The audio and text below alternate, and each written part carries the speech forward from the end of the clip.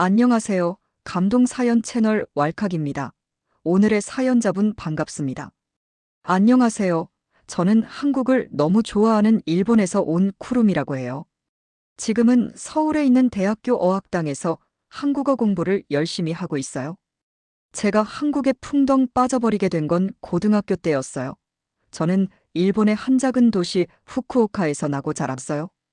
도쿄나 오사카 같은 도시보다는 작지만 나름 아기자기하고 고즈넉한 동네였죠. 저희 고등학교에서는 보통 도쿄로 수학여행을 가는데 제가 재학 중일 때 교장 선생님께서 친함파셨어요. 그래서 자연스레 저희의 수학여행 장소는 한국의 서울로 발탁되었죠. 반응은 제각기였어요. 한국으로 가서 너무 좋다는 아이들, 도쿄에 못 가게 되어 아쉬워하는 아이들 등등. 저는 솔직히 후자였습니다. 그 당시에는 한국에 관심이 별로 없었어요. 그리고 서울이 도쿄보다 훨씬 작고 발전되지 않는 수도라고 알고 있었거든요. 하지만 수학여행 가는 날이 다가오니 어린 마음에 괜시리 두근거리더군요. 그래서 유튜브로 서울 브이로그, 서울 여행 이런 걸 일본어로 찾았어요.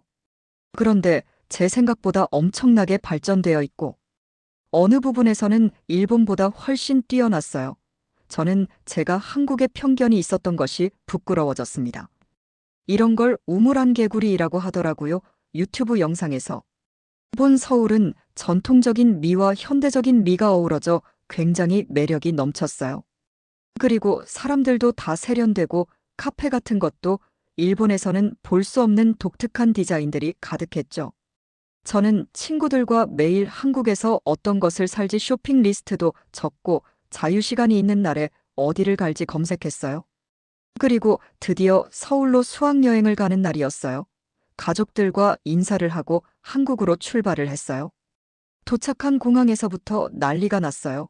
후쿠오카는 인천과 비교하면 너무 촌스러운 거 아니야. 한국 대단해. 인천공항에 오니 괜시리 제 고향이 부끄러워지는 거 있죠. 철없는 나이였으니까요. 서울에 도착한 저희는 활기차고 다채로운 도시 풍경과 한국의 전통미가 살아있는 시장들, 그리고 길거리에 팔고 있는 한국 길거리 음식들 등등 모든 것에 빠져 있었답니다. 제 친구 아유미는 수학여행 온 지 이틀 만에 어머니가 챙겨준 용돈을 다 썼어요. 그만큼 한국에 맛있는 것들이 너무 많았어요. 특히 한국식 치즈 핫도그는 정말 미쳤어요. 그것 때문에 저랑 제 친구들은 4박 5일 동안 2kg나 쪘다니까요. 서울에 있는 동안 저희는 경복궁, 창경궁 등 역사적인 고궁들을 탐험하고 명동과 홍대 등등 서울의 특색 있는 지역들을 배회했어요. 그리고 기억에 남는 건 한국 전통춤을 배운 것인데 가르쳐주는 한국 언니들이 너무 이뻤어요. 그 언니들이 쓰는 화장품이 무엇인지 물어봐서 올리브영에 들러서 똑같이 샀을 정도예요. 그리고 저희와 자매를 맺고 있는 한국 학교를 방문해 수업을 체험했어요. 한국 친구들이 한 명씩 저희와 짝을 지어 가이드 역할을 해주었죠. 저는 워낙 수줍고 내성적이고 말을 돌려 하는 성격인지라 친화력이 없어 걱정이었어요. 하지만 제 짝을 맡아준 한국인 소녀 지연이는 저와 정반대로 자신감 있고 외향적이었죠. 초기의 언어의 장벽에도 불구하고 지연이는 바디랭귀지 그림 그리고 팝하고 도움을 통해 의사소통을 하면서 저와 친해지기 위해 노력해 주었어요. 그러면서 웃고 이야기를 나누니 언어를 초월하는 공통의 관심사를 발견했죠. 바로 지연이는 일본의 유명한 뉴에이지 음악가를 좋아했는데 제가 마침 그 사람의 팬이었어요. 그래서 같이 음악을 들으며 감상평을 나누었죠. 잊을 수 없는 시간이었어요. 저는 이런 한국인 친구들의 솔직하게 다가오는 친화력이 감명을 받았어요. 사실 일본은 개인주의 문화가 심해서 친구들과 빨리 그리고 깊게 친해지기가 힘들거든요. 하지만 지연이는 저에게 먼저 다가와주고 빠르게 공통 관심사를 찾아 제 마음의 문을 열었죠. 한국에 와서 느낀 거지만 이게 한국인의 매력인 것 같아요. 정도 많고 소외되는 친구들을 다 챙겨주고 적극적이고 솔직한 점들이에요.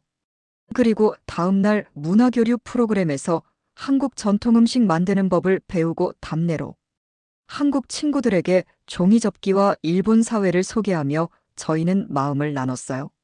서로를 갈라놓았던 장벽을 허물고 웃음소리가 방 안에 울려 퍼지는 그 순간은 아직도 제 마음에 남아 있습니다. 그리고 마지막 날 저녁 저희는 자유시간을 받고 산책할 수 있게 되었어요. 제 친구 아유미와 키라랑 함께 예쁜 장소를 찾고 티를 먹으면 즐거운 시간을 보냈죠. 그러다 문득 저희 셋이 찍은 사진이 없는 거예요. 셀카로는 있지만 풍경과 함께 찍은 사진이 없었어요. 그래서 지나가는 한국인에게 부탁해서 픽처라고 하니 사진 찍어달라고요. 거기 셋이 예쁘게 서봐요라고 말하며 찰떡같이 알아들으시는 거예요. 그분은 저희에게 붙어서 있으라는 제스처를 보냈고 저희 눈치껏 붙어 있었어요.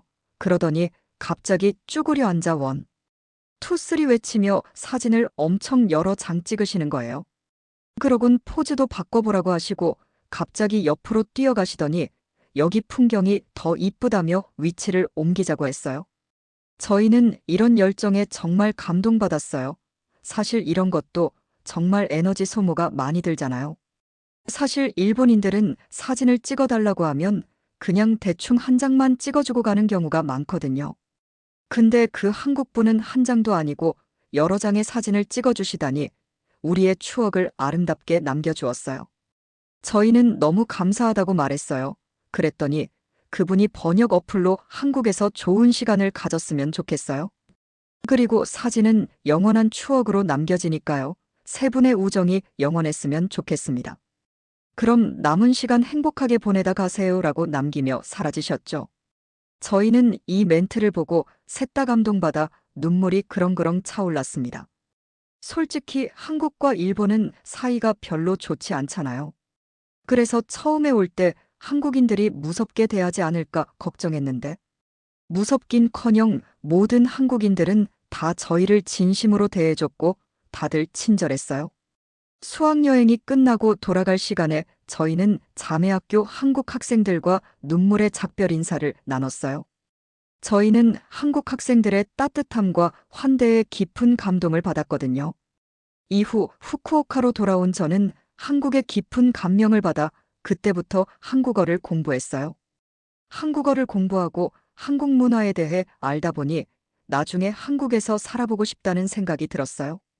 그 이후 K-팝 열풍이 열도를 뒤흔들었고 저는 한국의 아이돌 트와이스와 아이즈원에 푹 빠졌습니다. 그리고 결심했죠. 한국어 공부를 열심히 해서 한국의 엔터테인먼트 회사에서 일하고 싶다고요. 한국 아이돌은 일본 아이돌과 다르게 실력도 좋고 프로페셔널해서 세계적으로 유명하잖아요. 어떻게 해야 그런 차이를 만들 수 있는지 너무 궁금했어요. 그래서 대학교를 한국어과로 가서 교환학생까지 올 수 있게 되었죠. 그리고 지금까지 한국에 살고 있어요. 그 수학여행 하나로 제 인생이 바뀌었다고 해도 과언이 아니에요. 그게 없었다면 꿈이 없었던 저는 고등학교 졸업 후 후쿠오카에서 아버지의 가업을 물려받았겠죠. 아 맞다, 그리고 수학여행 때 만났던 지연이랑은 계속 연락하고 만나고 있어요. 지금 한국에서 제일 친한 친구들 중 한 명이에요. 정말 신기하죠.